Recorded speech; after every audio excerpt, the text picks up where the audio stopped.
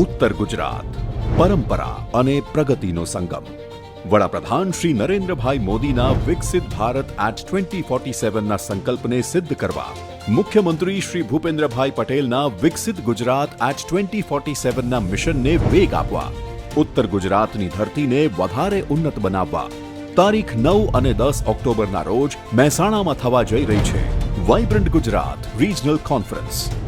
આ સંમેલન લાવશે કૃષિ અને ડેરી ઉદ્યોગોમાં નવી તકનીક, ગ્રીન એનર્જી અને નવાચાર માટે વૈશ્વિક ભાગીદારી અને યુવાઓને સ્ટાર્ટઅપ્સ માટેના અનેક અવસરો.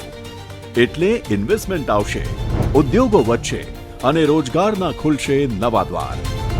ઉત્તર ગુજરાતની ક્ષમતાને વૈશ્વિક સંભાવનાઓ સાથે જોડવાનો અવસર એટલે વાઇબ્રન્ટ ગુજરાત રિજનલ કોન્ફરન્સ.